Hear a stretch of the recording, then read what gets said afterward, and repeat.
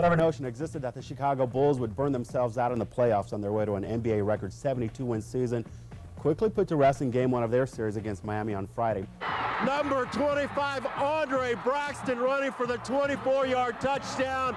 Pretty much assures Westerville South a trip to Massillon and the state title game. With a bumper crop of all leaguers returning, they're looking to drive all the way to Massillon.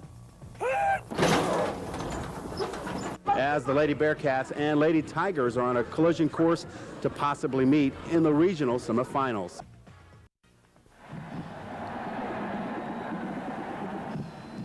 On the heels of a successful season led by Bobby Hoyne, Terry Glenn, Ricky Dudley, and Heisman winner Eddie George, Ohio State is reloading for 96.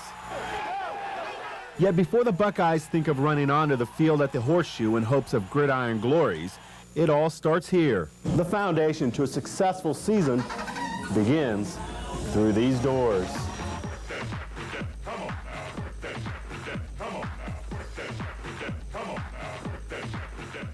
Welcome to Camp Kennedy, Ohio State's version of summer vacation. Pushing, pulling, and pumping iron in the weight room.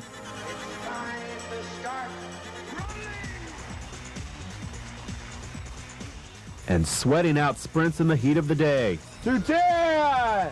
All headed by Ohio State's conditioning coach Dave Kennedy, who at times can be the most hated man in the off-season. There's days where you can't imagine what the things you'd like to do to him, like he does to you, but in the long run, he's incredible. He's a great motivator, and he really gets the best out of you. And I mean, you can't ask for anything more than that. Summer conditioning is part of Ohio State's year-round building tool that believes in Darwin's theory that only the strongest will survive. Our goal is to make it through camp unscathed when we're practicing 3 times a day. Fatigue is cumulative, and our goal is to make it through camp as fresh as possible. And then we condition a lot during camp and condition throughout the year. So this is primarily to get through camp and still not have such a toll taken out on our body that later on we're going to have sort of nagging type of injuries. No doubt Kennedy's star pupils have been Eddie George and Ricky Dudley. Their work ethic paved the way for Dudley to become the best and first tight end picked in this year's NFL draft, while George ran his way to school records and a Heisman Trophy.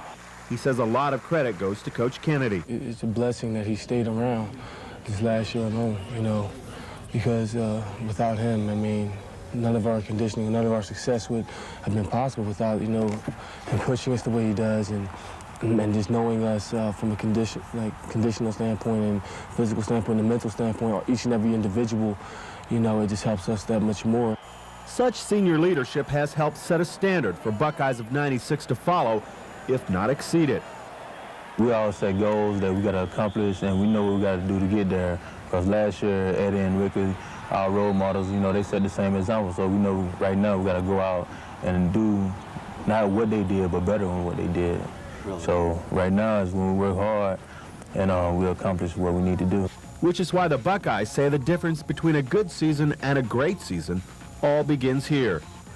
David Thompson, News 4 Sports.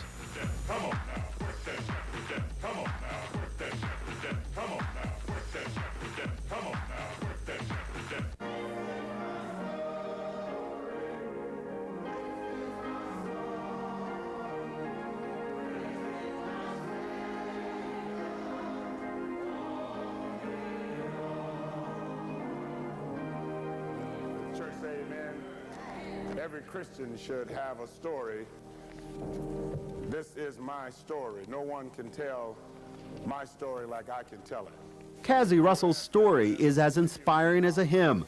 Many remember his days as a coach for the defunct Columbus Horizon, or his NBA career with the Lakers and Knicks, where he won Rookie of the Year honors in 1967, or an illustrious career at Michigan, where he still holds the 4th highest career scoring average in school history. Though his accomplishments are well known by basketball aficionados, many of Russell's own players weren't even born when he retired, and it wasn't until a few months ago that they realized his greatness. I heard about him from my dad and from my mom. My mom and dad said he was a great player. 1, 3 together. 1, 2, 3 together. Cassie Russell, the coach, knows his experiences can teach his players what most other coaches cannot. I guess he used to work with the post players a lot. And he taught me a lot of things. The crab and accelerate and shot fakes and Lots of things like that around the post. But Cassie Russell, the minister, knows he can teach his players about life the way all coaches like to teach. These young kids have gifts, and I just want to make sure they utilize them because they're going to be held accountable for these gifts. The Lord one day is going to ask you, what did you do with the gift I gave you? And you're going to have to give an account of that, you see. So I want to be able to say, I took that which you gave me, and I took it to the max, to the top, and now I want to give something back. And maybe some of these young people can say, we had a chance to take it to the max. Maybe not in professional sports, maybe lawyers, maybe doctors, maybe humanitarians, whatever. And so that's why, even though the record, even my principal has said, you know, winning is not always measured in your record. He says, I can see the improvement in the kids. And that's a blessing. While taking his lumps in his first season coaching in the high school ranks, Russell is hoping for higher intervention for more talent in the years to come. Oh, I'm still praying. I'm still praying about it. You know, Lord, I've taken my lumps and I've taken my baptism, but you said that if I come to you and ask, and so we're asking for certain kinds of players, maybe an experienced point guard here, a big man here, a running forward here. Amen, Cassie. Amen. David Thompson, News 4 Sports. Any others? At a time when many high school recruits, like Westerville's Kajana Carter, question the stability of Ohio State's football program by opting to attend other schools, John Cooper and his staff trudged forward, one recruit at a time. I remember from the first guy that committed was Corey Stringer, you know, and from there things just kept rolling. You know? After Stringer and Fickle, what rolled in were the likes of Jason Gwynn of Brookhaven, Rob Kelly of Newark Catholic, and Ty Howard of Briggs, a list of blue-chip recruits that soon grew to be rated second best in the nation. And in their first meeting as a group, the class of 1992 outlined its goals. You know, we kind of just talked, you know, amongst ourselves and said, you know, we're going to bring Ohio State football back to where it used to be, you know, and that's one of our goals, to be a Big Ten champions one day and go to Rose Bowl, you know, and possibly a national championship. It was a meeting of young guys, you know, and at the time we really didn't, you know, you didn't know each other that well, you didn't know the older guys that well, but we knew that there was something special in that group, and you know, they kind of just all came together and said, you know, we gotta really change this, start this thing back, rolling back on the right foot. So, you know, from there, you know, everybody just really worked hard at it. Not that it was in dire straits or anything, but we decided we were going to be winners, and we knew we had the talent there to do it. And the chemistry on all these teams has just been outstanding. Quite the understatement when you consider the fact that the class of 92 is tied for most wins in school history with one more to go tomorrow, has earned 2 Big Ten titles, 5 bowl appearances, contended for national titles in 1993, 95, and 96, and of course, reached the much sought-after trip to the Rose Bowl. I'm still proud of this class and proud of what we've accomplished, but you know, a Rose Bowl win will, you know, kind of the icing on the cake. You know, it's the way to finish it off. We want to go out as a senior class who people can remember us as for what we did, you know, and the only way to do that, you know, is to go out a winner. Yet, win or lose, the outgoing class of 1996 has much to be proud of. You know, to be able to be mentioned among the greatest classes of all time is just something that's special, and it's going to, you know, hold with you for, you know, the rest of your life. There's no question that, you know, you win with people. You win with good players, and these guys are good players, particularly this senior class we have. I think we got the best young players we've had in this program a long, long time, too, but I think the stability you talked about, the commitment that these senior players and almost all these senior football players are from the state of Ohio, so these players, I think we've done a good job. I think our coaches have done a good job the last few years in keeping the talent at home. I think there is stability in our program now. To me, that's the whole secret.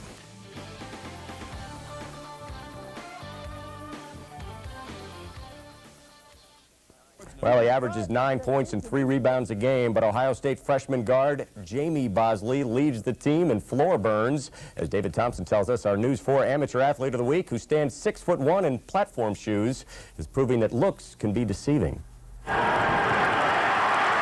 Ohio State guard Jamie Bosley can do it all. Steal, rebound, and score. But Bosley has been told many times he just doesn't look like a basketball player. One opposing coach even described him as a Mid-Ohio hay baler. His teammates echo those sentiments. He's short, stocky, doesn't look like an athletic guy. He doesn't even really look like a basketball player. I think he does a good job of fooling everybody. He looks like a fullback or a running back or something. Bosley, the blocking back wonder. Perhaps. Whatever his looks, Bosley uses it to his advantage. People come out there and just see me and are like, good, I get to guard that kid. So I just come out, I like to come out and surprise people and just get after them. And when he does get after them, Bosley's play not only inspires his teammates, but those who may watch as well. A lot of high school people might get told they don't have the body or whatever to play, but if they look at Jamie, that's proof that you can do whatever you want if you just put your mind to it. If he manufactures points, you know, he gets a steal. If your little guy goes in there and gets an offensive rebound, for crying out loud, next to a 7'2" guy. You know, he just does so many little things that, boy, it looks deceiving. You know, I hope a real pretty girl marries that boy. Whatever Bosley may look like to others, to Buckeye fans, he's looking like a primetime starter and a consensus Athlete of the Week honoree. David Thompson, News 4 Sports.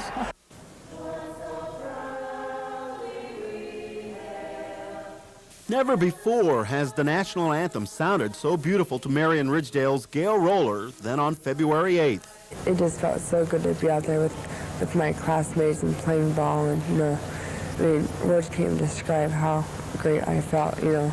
It just felt, I mean, I've been dreaming for that day to come ever since June. It was last June that Roller's life drastically changed. When driving home from practice, she lost control of her car and hit a telephone pole. The pole came down, hit the hood of the car, and it came down and hit my head. And that's why I have this traumatic brain injury. In a coma for 3 weeks, doctors said Roller would never play basketball again. A broken dream for Roller, who was part of the 3-time defending Mid-Ohio Athletic Champions and voted the most improved player for the Rockets last year. She was expected to start and perhaps earn a basketball scholarship this year. I always ask myself, you know, why me, you know. Roller's teammates, including 4 that she played together with since 4th grade, rallied to help her recover as much as they helped themselves deal with the adversity. When it's been bothering her and stuff and like things have gotten hard for her, we've always said, Gail, we need you, because we needed her, and it's really helped us a lot. Setting a goal to have her play and start on senior night, the final home game of the regular season, Roller's teammates made daily visits to the hospital and helped with physical therapy treatment. Gail's been part of the team for a long time, and we knew that we had to be strong, and we had to, everything we did, we knew we had to do it for Gail, because, you know, we knew she was laying in the hospital bed, so we had to win games for her. After playing in the final minutes of 2 blowout wins, Roller finally got her chance to start before a capacity crowd.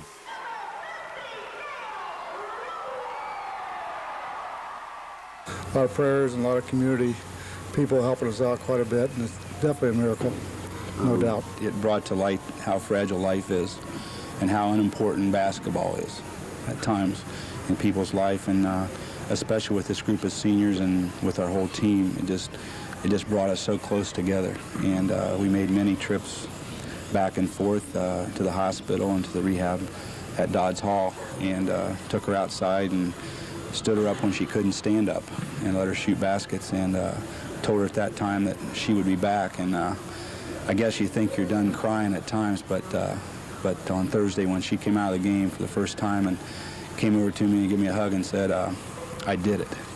It was worth it all. I guess I finally realized how much of an inspiration I had made to, anybody, even not from Marion. I mean, I've gotten cards when I was in the mail saying, you're such an inspiration. I mean, and this night, I finally realized how much of an inspiration I am to many people. Roller plans to attend Ashland University next year on an academic scholarship. David Thompson, News 4 Sports. And now, News Channel 4's David Thompson with sports. The NBA stars of today somewhat overshadowed by the legendary stars of all time. Yes, the NBA's all-time 50 great players honored at halftime of tonight's All-Star game. Raise your hands if you got chills as nostalgia poured out onto the Gund Arena court. Meanwhile, in tonight's game, the players trying to raise the roof. We go to the highlights but before raising the roof, Michael Jordan and Penny Hardaway bringing down Dikembe Mutombo's sweatpants. You guys. First half action, West out early. Eddie Jones behind the back pass to Latrell Sprewell, the Warriors. West leading by as many as 23. The East fighting back behind number 23 off the missed free throw. Leitner to Jordan and the jam there before the end of the first half. Grant Hill missed free throw. Jordan, come fly with me. East down 5 at the half. Second half, Glenn, minute rise cooking. The threes, 20 points in the third quarter alone. Then the play of the day. Terrell Brandon, the pick of John Stockton, the takeaway breakaway. Behind the back dish to Scottie Pippen. Nice play. East up by 11. How's this for showtime? Peyton to Sprewell. Nice dunk. Too much East, however. Jordan's assist here gives him the first triple-double in the NBA All-Star Game history. 14 points, 11 boards, 11 assists on the night for Money Mike. For Rice, NBA record 24 points and a half to go along with his record points in a quarter. Oh, by the way, Brandon with 10 points on the night. Record-setting Rice would win the MVP award as the East wins it 132 to 120. Obviously, I am the best player in the world today. I have the MVP. But I think one of the things that Glenn Rice won't let happen, or I won't let it go to my head. While Rice had 24 in the second half, the East had problems matching that in parts of the first half, which looked all too familiar to the head coach and Cavs guard Terrell Brandon. It was like the Detroit Pistons and Cleveland offensively there in the first few minutes of the game. We looked up, we had 31 points. And Terrell said it's sort of the curse of the Cavs. And I said, no, I sort of feel like I'm coaching the Pistons right now. We can't score. However, the MVP play of Glenn Rice would pale in comparison to the ovation received by the 50 all-time greats at halftime. Our legend, Dave Metzel, talked with the living legends and joins us now from Cleveland. Dave? You know, you got to be a lot older to get that legendary status, David. Just hold that off until I hit my 40th birthday, will you? Yeah, great performance by Glenn Rice tonight. 20 points in the third quarter to erase a record set by Hal Greer, and as you mentioned, 24 in the second half. Another record-setting performance by Michael Jordan, whose triple-double, 14 points, 11 rebounds, and 11 assists, was the first triple-double in All-Star history. Appropriate that these All-Star performances would come in a game focused on history. The 47th NBA All-Star Game gave fans a chance to warm up to today's stars like Scottie Pippen and Penny Hardaway. But these days, you had to be behind the scenes to see Michael Jordan pick Magic Johnson's pocket. Magic, Michael, and 48 other NBA greats were honored as the 50 greatest players of all time at halftime tonight. The significance of the moment was not lost on the game's megastar. I'm really happy for the people, for the audience, TV audience, to be able to see this magic moment in sports, because I don't think it'll ever happen in my lifetime again. For 25 years there, it was awful silent, but now we're starting to get forward, and the young people are starting to recognize us and let us know who they think we are. Look around and you see some of the guys that started it all up, George Mikan, I mean, you got Will Chamberlain, Larry Bird. I mean, it's amazing. So to be in that group was unbelievable. It was awesome. Highlight of my career. Perhaps that's why Robinson went in search of autographs from guys like former Celtic John Havlicek, who along with Jerry Lucas represented the Buckeyes on this fabulous squad of 50. In the 60s era, with Lucas and myself, it was one of those things that probably captured the hearts of a lot of Ohioans. Probably the central and northern part of Ohio, yet Cincinnati at the other end, so they did quite well also. So, though the post-game media crush centered on today's stars like Grant Hill, tonight was a night for looking back for everyone. I was very nervous. I haven't been nervous in these situations in a long time. It was like a fly on the wall. You know, I sat back and looked at all the great players who paved the road for myself and the other players who played today, and it was a great feeling. And it will certainly make this All-Star game a memorable one. The second All-Star game ever played in Cleveland, NBA style. The next All-Star game in Cleveland, the Major League Baseball All-Star game, coming up next summer. It'll be in July, David. Well, David, this weekend certainly living up to its billing as it being the weekend of the ages. Meanwhile, we go on to college basketball, where unranked Illinois entering the day as one of the hottest teams in the Big Ten, making its march for March Madness. Big wins against Indiana and Northwestern had the Illini pumped and ready for 25th ranked Iowa. Second half action, Kejuan Garris pulls up for the three. Illini off to a 17-6 run and a 20-point lead. Garris also the nice assist to Chris Gandy. Great game by Jerry G also for the Illini. His rejection here would start the fast break. Kevin Turner down to Bryant Notree, and Notree with the jam. The Illini winning their third straight with a 66-51 drubbing of the Hawkeyes. Top-ranked Jayhawks looking to rebound from their lone loss of the season, facing number 6 Iowa State on the road. Cyclones guards Dedrick Willoughby with one of his career-high 9 3-pointers to end the first half, 36 for Willoughby. But KU out strong. Paul Pierce draws the bucket and blood. Pierce with 17. Jayhawks win it 69-62. In golf, final round of the PGA Buick Invitational. Mark O'Meara entering the day 2 shots off the lead. Here the eagle putt on 13, and that would go. Then at 17, the birdie putt to take the lead, and it's in. Mark O'Meara wins the Buick Invitational by 2 shots. He has won back-to-back tournaments on the PGA. And also Tiger Woods wins the Asian Open in Thailand, and it must be very delightful for his mother, who is from Thailand. Tiger's hot. All right, thanks, Dave. And welcome back to Game Day Update. 1990 was the last time the Jets and Bengals played in Cincinnati. It marked the first game for then newly hired coach of the Jets, Bruce Coslett.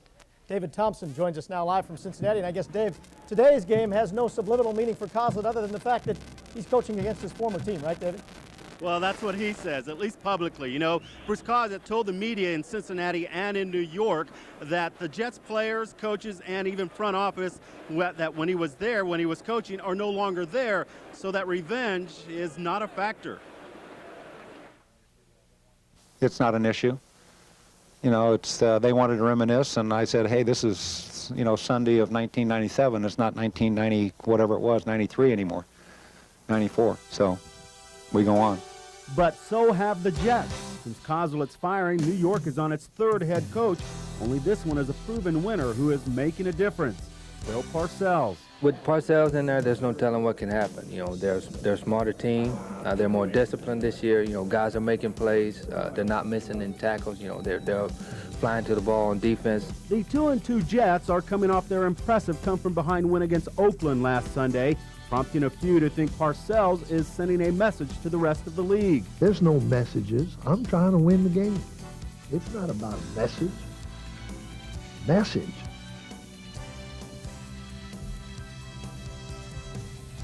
This is any FTD florist operation we're doing. But after giving up 2 or more touchdown passes in each game this season, the one message that is clear to Parcells and the Jets defense, they must contain Cincinnati quarterback Jeff Blake. I think Blake is going to give you some problems during the course of the game. I don't think it's going to be able to do it 100% of the time, but I think you have to have a plan to do it, to control it. I think if you just leave it to the instincts of the players, they will decide wrong, or his athletic ability, his elusiveness will not allow you to be successful. The good news for Blake, despite last weekend's loss in Denver, Coslett likes what he sees in the Blake and Shake offense this season. He realized we played a tough football game and tough adversity situation, but you know, we came through with some flying colors and we did some good things. And he know we're getting better. You know, last year it took us 7 games for our offense to really start clicking. And this year it only took us 3. So I think we're coming along quick. However, with Kajana Carter sidelined with a shoulder injury, the Bengals will be learning whether second-round draft pick Corey Dillon is ready. I know what I got to do, and I know what's ahead of me, and I just got to keep focused and go out and take care of the task. Overall, we have to pick it up as a unit.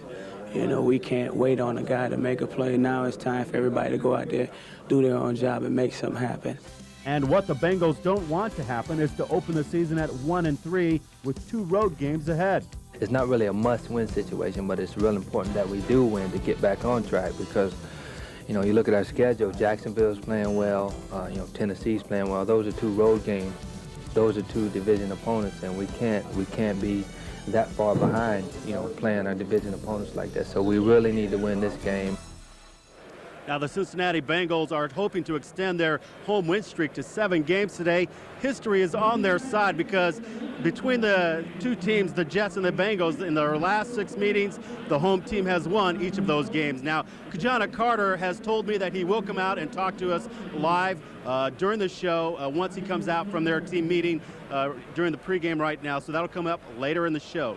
Now back to you, Dave. All right, thanks very much, David. We will look forward to that. Speaking of former Buckeyes, there are several of them on the field down there at Synergy Field. Big Daddy Wilkinson, Steve Tovar, Scotty Graham, Jeff Graham, they'll all play there today. Several other former Bucks making an impact all over the NFL as we enter Week 5.